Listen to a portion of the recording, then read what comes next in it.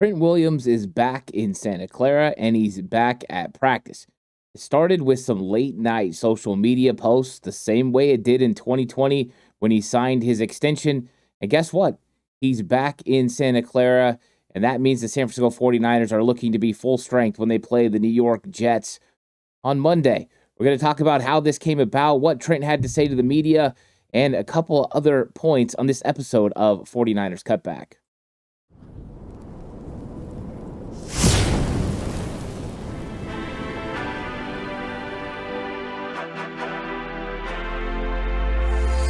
From the alley-oops at Kezar to the glory days at the stick. From who's got it better than us to brick by brick. It's always the 49ers way, from off-season to game day. Yeah, we talk back. It's the 49ers Cutback.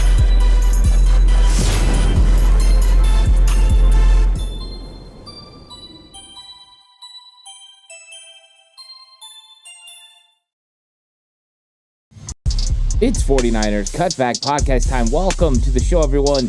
And it's good news in Santa Clara once again. There was good news last week. Brandon Ayuk was going to be signing his extension and he was going to be back in the building. And that's great news. And now Trent Williams. And it started very interestingly on social media. A post goes up by Brad Graham of the SF Niners, and got to give him credit for paying attention to everything, including Trent Williams' brothers' social media. But, Trent Williams it looked like he was going to be getting on a plane. If you're watching on YouTube, I put up the picture here, and bravo to Brad Graham for getting this screen shot of Trent Williams getting ready to get on a jet and fly back to Santa Clara. And we're talking, this is probably around 4 a.m. in the morning, Texas time. For us, a lot earlier. And so this was a nice find by Brad Graham, and it got the ball rolling on the conversation that Trent Williams heading back to San Francisco, as it says, year 15. Let's get it. So it kind of signaled that this is going to happen, and this is not a first.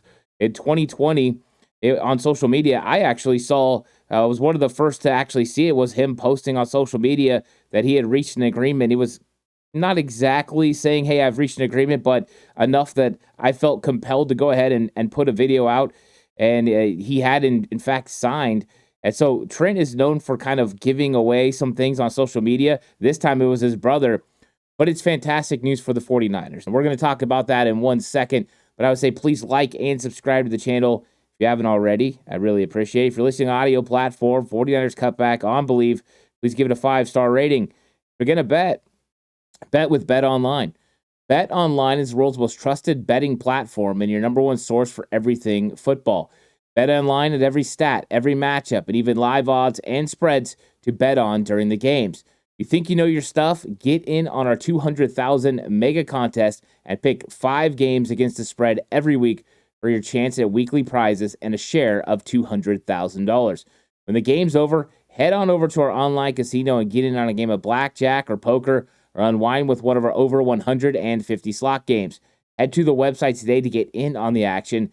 Bet Online, the game starts here. So this has been a war of attrition between the San Francisco 49ers and Trent Williams. And early on in the offseason, there was no apparent thought that this was going to be something on the table. The 49ers were going to have to rework a deal for Trent Williams, who had 3 remaining seasons left on his contract. Now, none of those years had guaranteed money, but even has void years after the current contract. So how are they going to work it out for a 36-year-old player? So the Trent Williams contract looks like this. The 49ers restructure a 3-year deal with Trent Williams. And of course, he had 3 years remaining on his current contract for $82.66 million. That includes a $48 million fully guaranteed. That's according to Mike Garafolo. And put out by the NFL. So it's probably really accurate. And, one of the things I always like to do is see what the cap is going to look like. So he's going to get a lot of guaranteed money. He is receiving a huge, signing bonus right up front. He's going to get $25.69 million a signing bonus right up front. And I like reading what Jason Hurley has to say. He covers the 49ers cap, and he does a really good job. And he said this, just a thought, Williams' cap number should now be $13.766 million, a $13.8 million cap savings. And this is because cash, and that's the money that he's getting as far as the signing bonus. Cash is different from cap. In cash, he's getting $27.65 million in 2024. So his number went up, made up of the $25.69 million signing bonus, plus his $1.12 million base salary and $750,000 per game roster bonus. That's how the makeup of the contract looks to seem. So 49ers find out a way to get it done here, and they get a contract that's going to work for him and for Trent. So he's going to get $48 million, guaranteed. They added on $7.6 million in salary this season, and that's according to his agency. So Trent Williams getting paid, the 49ers making sure they take care of him, all the while bringing his salary cap number down in 2024 by $13 million. So potentially they can roll that over, and 49ers making moves to create more cap space. That way they can have a huge rollover next year, and their adjusted cap can go way up. It's all about longevity and making sure you can get 2024 and 2025 to where you can still compete, and they're preparing for having to sign more players next year. They need cap space, and the Trent Williams contract can definitely help with that, all the while giving Trent what he really wanted, getting him that guaranteed money that he needed. And that's just great news for the 49ers, getting this contract done, getting Trent in the building, figuring out the guarantees, and figuring out what to do with the 3 years that were remaining. He had a void year as well, and we'll see if there's any extra details that come out. But this is the latest news that the San Francisco 49ers, ink a restructured contract with Trent Williams, $82.66 million. That includes $48 million in guarantees and a $25 million signing bonus, like Jason said, that goes to cap. Comes out in cash and not cap. So 49ers free up some salary cap space as well. Big contract, exactly what they needed to get done with their left tackle. And now Trent Williams is signed, sealed, and delivered. So the 49ers have been working with Trent Williams, trying to figure out a contract that works to give him what he asked for, as he was seeking security. So he wanted security. He wanted to make sure that he was going to have guaranteed money. And we had heard over the last few days that it was guaranteed money this year, which as soon as he stepped on the field for week 1, would have guaranteed money this year. So that wasn't a big question mark, but it was the 2025 guarantee that he wanted. And so the 49ers have been trying to figure out a way to work out the details of this and the financial effects it would have on not just the team, the salary cap, but also for Trent Williams to make him feel comfortable. And this is a tough deal when you're trying to make things happen and you're trying to keep the longevity of your window open as far as winning a championship, all the while paying your big-time stars enough money to make them feel secure, feel comfortable. And we've seen it get more and more intense over the last few years. It was easier early on when you're paying guys like George Kittle and Fred Warner. Those guys were easier to pay because there wasn't so many contracts. But you fast forward a few years, and now you've got a new contract for Debo, and you've got new contract for Nick Bosa, and you've got a lot of money allocated to several players. And what makes it more complicated is that Brock Purdy's probably going to have a huge contract because now you have a franchise player. So more contentious, tougher negotiations have forced the 49ers to kind of have these things play out later and later into the summer, and that's difficult. That makes it difficult for the team to be able to prepare. That makes it difficult for the player to be able to prepare. And that also just makes it a lot more stressful. And now Trent Williams handled the situation a lot differently than Brandon Ayuk. But Trent Williams also is on contract number 3, contract number 4. He has made a lot of money in his career. So he was able to incur fines, sit at home and hold out, and not feel stressed about it. Now, does he want to lose money? Absolutely not. That's not something that Trent wanted to do. But he wanted to make sure he got that security he was looking for. So he was willing to lose $5-6 million to potentially gain a lot more in the long run. So Trent Williams bet on himself. He knew he had leverage. The 49ers need him on this 49ers team. They need him at left tackle. He makes everything a lot easier for everybody. And so he had to get something done with it. And the fact that he came out, that Trent Williams is already in Santa Clara, means he's going to be engaged in practice. And I don't think he would have rushed out here with this contract if he didn't think getting out there to practice provided him an opportunity to be able to play on Monday night versus the Jets. So that was one of the things that I've talked about over the weekend and even in yesterday's video was, what does this 49ers team do if Trent Williams isn't available to play week one?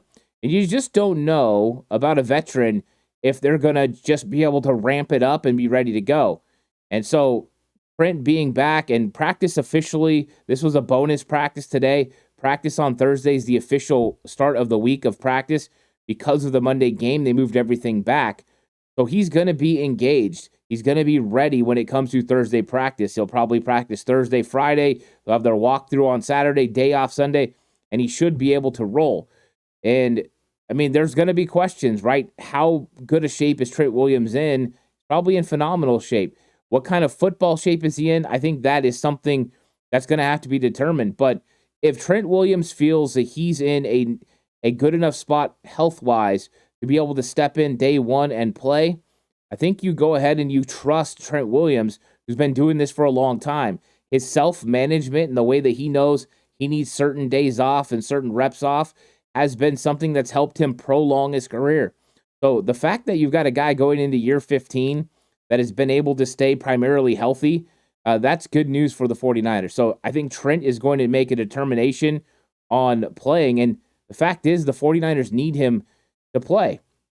They have had question marks about offensive tackle during the entire offseason. And we know Colton McKivitz sometimes struggles when it comes to pass protection. And you look at Jalen Moore, and a lot of people would say he did not have a really good camp and a good preseason. I thought he was more competitive than some would say. I don't think it was great by any stretch of the imagination. But I think he looked like a backup offensive tackle that can step in and play some plays for this football team. So they did not want Jalen Moore out there. They wanted Trent Williams the whole time. And let's be honest, Trent wants to be out there with his team as well. It makes everybody's job easier. You put Trent at left tackle, all of a sudden, Aaron Banks, who's returned from a pinky injury, he gets better. It takes some of the pressure off Jake Brendel. He doesn't have to make some calls that he, to help slide protect to the left now. A lot of times Trent can handle the business there. So it just starts having a ripple effect, including the effect that it has on Kyle Shanahan's game plan, Kyle Shanahan's play calling, when now you know that the left side of the line is going to take care of business with Trent Williams there. So if they want to rush Jermaine Johnson from that side, that's okay. Trent Williams can handle it. They want to bring in Michael Clemens and rush him from that side, that's okay. Jermaine Johnson against Colt McKivitz, that's all right. Christian McCaffrey can chip, or Jawan Jennings can give a little chip off the edge. They have ways to go ahead and manage the pass rush from the New York Jets now. But it was very much so up in the air. How were you going to help both tackles if you needed to? And so I think the 49ers are feeling so much more comfortable with Trent getting done. And I think Kyle Shanahan's words and how he echoed this last week ring true now. When you have two sides that are motivated to get something done, it's going to get done. And there was a deadline that they knew was coming up, that Trent had to be able to practice to be ready to go for the Monday night matchup, and he did. So I think it's trending in the right direction for Trent Williams to be able to play on Monday night. And the ripple effects on the 49ers offense is going to be huge. They're going to be able to run the ball better. They're going to be able to throw the ball better. And hopefully third and short situations provide some opportunities to get first downs against Jeff Ulbricht's defense. And it's a really good defense with good players, especially at cornerback. And so they needed to have time to get a guy like Brandon Ayuk or Deebo Samuel or George Kittle open. And with Trent Williams, that definitely helps. Now, one of the things that I thought was interesting when he talked about, what happens with these negotiations is he stated that both sides lose blood in negotiations, that eventually you wave a white flag and agree to a new contract. So I think that's the truth, right? Both sides never get exactly what they want. That's the art of negotiation, is both sides getting something they want. So you're not going to get everything. And in Ayuk's case, it worked out the same way. 49ers finding a contract that both could live with. And it's never easy. Negotiations are a difficult thing, when you don't take them personal, it definitely helps. But these guys are talking about their money, and money's personal to the players. And I'm sure money is personal to guys like Jed York. For John Lynch, he's just trying to make sure, and Parag, by the way, Parag Marathi's been absolutely fantastic, but they're just trying to make sure that they have longevity with this team and an open window for them to be able to win football games and be in competition to win in the playoffs and potentially bring home a sixth Lombardi, because that continues to be the goal. And every single signing and every single dollar they spend, that is the motivation. Every dollar they spend and every dollar they don't spend. They're trying to find a balance to where they can keep this thing open for as long as possible while bringing all their players back. And they continue to find ways to do it. And this is just so impressive by the 49ers. Now, the 49ers had signed Brandon Parker yesterday, so they added a tackle to the room. They had released Sebastian Gutierrez from the practice squad, signed Brandon Parker, which was a smart move, and it made a lot of people nervous because they're bringing out offensive tackle to the active roster, and they don't have Trent, and Trent is going to take up a roster spot. So right now they have Jalen Moore, Colt McKivitz, and Brandon Parker, and now Trent Williams will be activated from the did not report list. And then when that happens, they're going to have a corresponding move along the roster, and we'll see what that ends up being and how the 49ers find space for Trent Williams. Of course, yesterday they put Ricky Pearsall on the NFI. That's what created space for Brandon Parker to be able to get on the roster. So they went from one day having 2 offensive tackles on the roster to potentially having 4. And it could be that the roster move ends up being Brandon Parker, and we'll see what happens with that. But it's been very interesting for the San Francisco 49ers. Now, another thing that had been reported, widely reported, was that Trent Williams had considered retirement if the 49ers didn't meet his contract demands. And he says that he never thought about retirement. So those reports were erroneous and really no foundation for it. Trent Williams is not intending on retiring this year. It doesn't seem like he's intending on retiring next year, considering he wanted security and he wanted to make sure he was going to be comfortable in case of injury and something happened between this year and next year, that he was going to get money. So I think he plans on playing a couple more years. We've heard reports that maybe he would play until he was 40 years old. I don't know if those are going to ring true. We'll see. Time will tell. We don't know how Trent Williams' body is going to continue to handle the stress of playing football, the preparation for getting ready for the football season.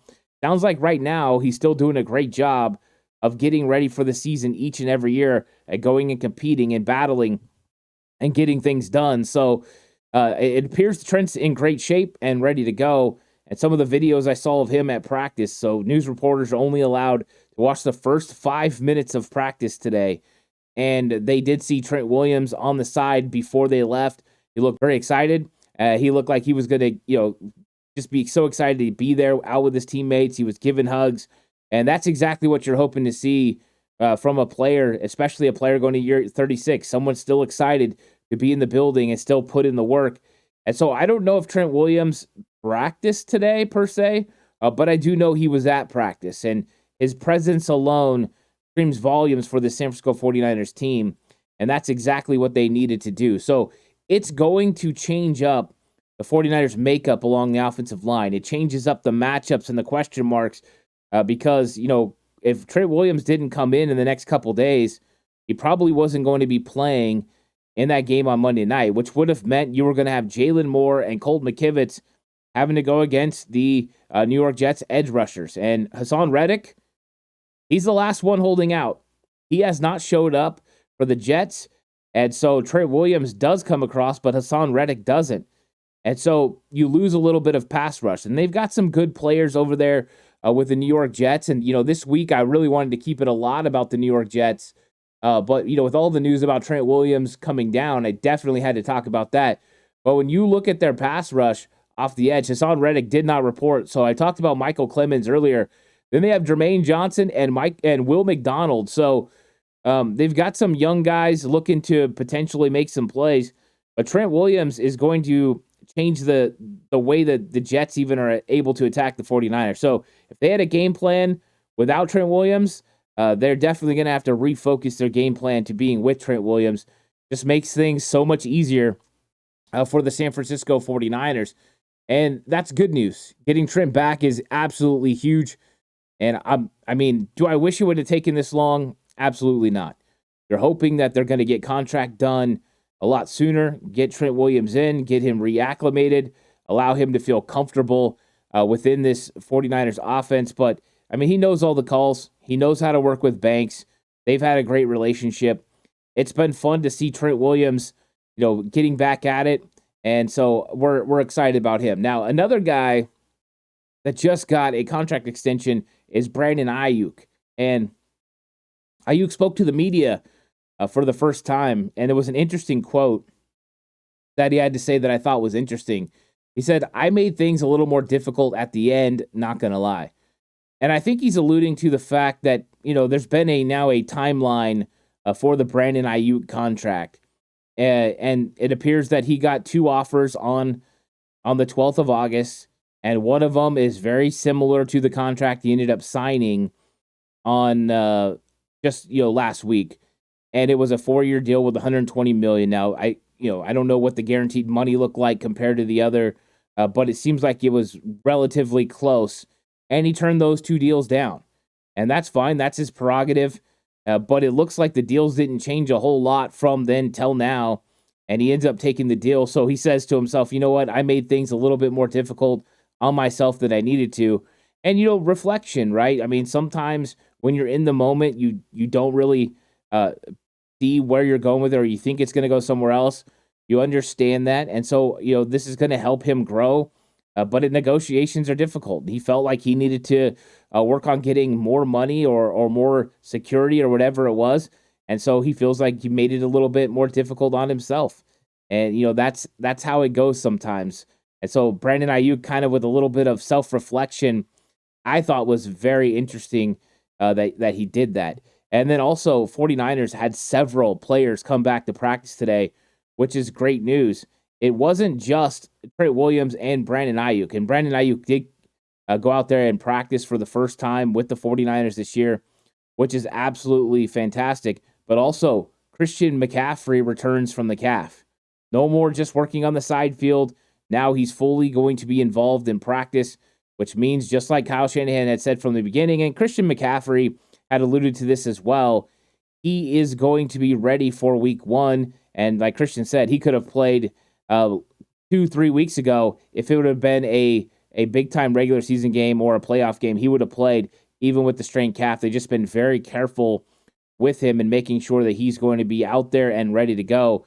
And so the 49ers, just right there, just by naming Trent Williams, Brandon Ayuk, and Christian McCaffrey, got tremendously better today. They brought back 3 absolute studs as they gear up for the regular season. What you have to do.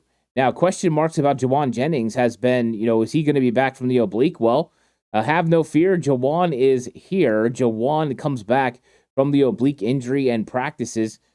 Tremendous news for the 49ers. It's starting to appear the wide receiver room is going to be full strength minus Ricky Pearsall, and that's great news for the Niners. So Pearsall went on NFI, the non-football injury list, because of the incident on Saturday, and the 49ers still have 6 wide receivers on the active roster. They have Debo, Brandon Ayuk, now freshly in practice and under contract. Jawan Jennings back healthy at practice. There's your top 3. And then after that, you've got Chris Conley, who's had a really good training camp and a good preseason. Jacob Cowing, who has surprised a lot of people with the way he's been able to operate within this offense and find room to get open, make key catches. He's looked good. And then they've got Ronnie Bell, who they kept on the active roster, surprising everyone with the fact that they kept 7 wide receivers. It seemed like Ronnie Bell was insurance in case they couldn't get the Ayuk deal done. Felt like that contract really could have went either way, and the 49ers weren't sure why it wasn't getting done. And so they kept Ronnie Bell. And now, because of the incident with Ricky Pearsall, Ronnie Bell finds himself still on the roster. So that's interesting. The 49ers did make a move and waive Tay Martin from the practice squad. So 49ers move on from a wide receiver there, and it's probably a lot to do with the fact that they're loaded at wide receiver on the active roster. And then when you look at the practice squad, they got some guys there as well. Trent Taylor on the practice squad, Terrace Marshall on the practice squad, who they signed from the Carolina Panthers. So they've got talent on talent at wide receiver. And so we'll see what they do. I don't know what the corresponding move's going to be from the Trent Williams activation from the did not report list. And that I'm sure will come down at some point. But Jauan Jennings coming back is huge because you needed that force when it comes to being able to block in the run game. 49ers got to establish a running game against the Jets. That was a real weakness for them last season. And you look at the middle part of their defense, they're pretty good. They're pretty stout. Now, I think Javon Kinlaw, Solomon Thomas will be guys the 49ers try to attack in the running game as well. They should. They should try to take advantage of these young guys on the edge, be able to push these defensive ends out and get some running lanes. And that's what I think they'll do. But also, you got to find matchups for your wide receivers, and there could be some really fun battles when it comes to the cornerbacks of the Jets versus the 49ers wide receivers, and I'm excited about it. Another guy who returned to practice today, and this probably won't have an effect on Monday's game, but is Tatum Bethune, and that's good news. You got to get all your guys healthy and capable and ready to go, and Bethune is back at practice, which is good. We want to see the young guy continue to get better. And one notable that did not show up to practice for sure is Yetur Gross-Matos. He was not at practice. D. Winters, not at practice.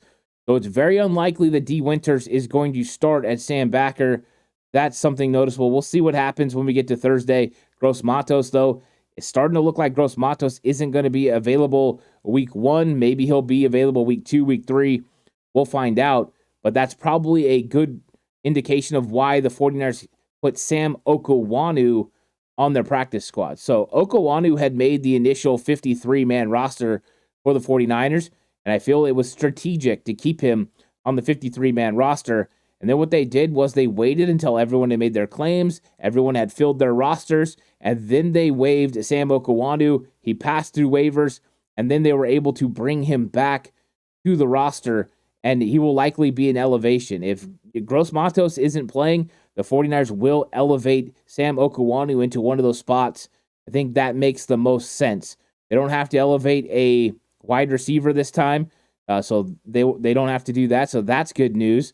Quarterback, they don't. Wide receiver, no. Offensive line, not right now. They have Brandon Parker and potentially Trent Williams back. Won't have to do that. So finding a spot where they have to elevate, it would probably be defensive end and safety if Talanoa Hufanga is not ready, but Hufanga continues to practice. So I can't say for sure that Talanoa Hufanga is not going to be locked and loaded and ready to go.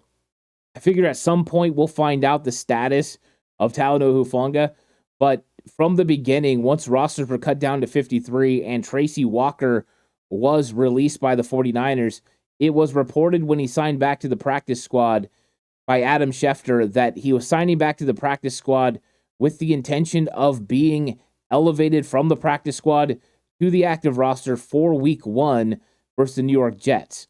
So that was a kind of a smooth way of saying Talanoa Hufanga was not going to be available, which means that if Hufanga is not playing week 1, George Odom and Jair Brown are going to be your starters at safety. And then right behind them, you're going to get the young upstart Malik Mustafa, and then you're going to get Tracy Walker coming up and playing next to him, but also helping on special teams, which is huge for the 49ers because special teams has been a question mark over the last several years. Whether it was Coach Hightower, who the 49ers eventually had to move on from, who had one of the worst special teams in the entire league, or Coach Snyder, it just hasn't materialized. And they've made a conscious effort to bring in guys that are really good at special teams. George Odom, right? They had brought in Oren Burks, and Oren Burks is gone, but they still have guys like Demetrius Flattaget-Fowles, who's really good at special teams. They continue to bring in guys who are special teams aces to help. And so it has been an effort to make your special teams better. But so far, it's one of those things we just haven't seen it yet. And of course, with special teams, Jacob Cowing looks likely to be the punt returner week 1. And, the question marks about who was going to handle punt return duties after Ray McLeod left in free agency and went to Atlanta has been a huge question mark. But Jacob Cowing definitely just went in and stole that spot as soon as he was back from the hamstring injury and able to play. Week 2 of the preseason, he was flawless. Week 3 of the preseason, he was flawless. And that's really what pushed Trent Taylor out the door. Now, Trent Taylor is still sitting on the practice squad and capable of helping this team in punt return duties if something, heaven forbid, happens to Jacob Cowing. But Cowing has handled this situation perfectly. He secures catches at a high level. He knows exactly when to catch the ball and when to let a ball go. It has been a nice look from Jacob Cowing. So I'm excited about a rookie handling the job as long as he keeps doing it the way he's doing it. Now, is it inevitable that a mistake could come? Yes. But it's also the most dynamic punt returner the San Francisco 49ers have had since probably Ted Ginn Jr. way back in the 2011 season. So that just shows you it's been a long time for the 49ers to have a guy that could potentially make some plays when it comes to the return game. They just don't have it. And so they've been working on that. And they also are trying to figure out if they're going to have a young rookie handling kickoff return duties. Because Isaac Guerendo had such a great return in that last game versus the Raiders, but he's been dealing with a groin injury. So Isaac Guerendo worked on his side field today. So he was not a part of practice. He's not cleared for full practice yet. So that's going to be something to monitor as we go through the week. And also just if he can't win that job, because even though you have a 53-man roster, you can't have 53 guys active for your game. So you have inactives before. And normally your fourth running back is usually inactive unless they have a specific role in special teams. So if Guerendo's not going to be your kick returner, he's likely going to be inactive, and they'll play with Patrick Taylor as the third running back because Patrick Taylor helps a lot more on special teams in other areas. So those are some of the roster decisions and some of the things you have to do going into game day that the 49ers are going to have to figure out. And so we'll see what happens with Guerendo. If he is likely to be the kick returner, and he showed dynamic ability, boy, would that be fun, getting 2 return guys out of your draft with Jacob Cowing, a 4th-round pick, and Isaac Guerendo, a 4th-round pick. That could kind of change the game. And guys, guess what? That dynamic kickoff is about to get a lot of fun because they're about to run some different stuff out of it. Get ready for some excitement. Maybe they won't do it early, but I've seen line drive kicks. There's been reverses out of these formations. There has been outside zone type plays. There's going to be some unique things as these teams look to get an advantage. And part of it's just going to be having a really good return guy back there. So it's been great news for the 49ers. Optimistic news since Saturday. We know that was bad with Ricky Pearsall. But, with Brandon Ayuk deal, the Trent Williams deal, Jawan coming back to practice, McCaffrey coming back, optimism is at an all-time high. 49ers are less than a week away now from kicking off their season against the New York Jets at Levi Stadium. It's going to be a lot of fun. I'm really excited about this game. And, of course, we got plenty of more content to come up this week. We're going to have to, do a game preview show, of course, and there's some other stuff that's going to be coming out. So lock into the channel and make sure you get updates on everything that's going on 49ers. Of course, tomorrow, the Red and Bold Show, 2 p.m., with Mark Adams. So that's going to be a lot of fun. If you guys haven't checked out the Red and Bold Show, check it out. It's a lot of fun. We always have a good time on there. Then, of course, Thursday at 10 a.m., on with John Chapman. We're doing our show at 10 a.m., so if you want to watch it live, feel free to join us then. If you catch it on audio platform, that's awesome too. It'll be available shortly after, usually within a half hour of the show. It'll be available up, so you can go ahead and check that out. Like and subscribe to the channel if you haven't already. I really appreciate it. It means a lot. If you're listening to audio platform, 49ers Cutback on Believe, and it's available on Spotify, Apple Podcasts, wherever you get your podcasts. This episode was brought to you by Bet Online. The game starts here. I'll catch you guys in the next one. Until then, stay safe. Remember, the right way is always the 49ers way.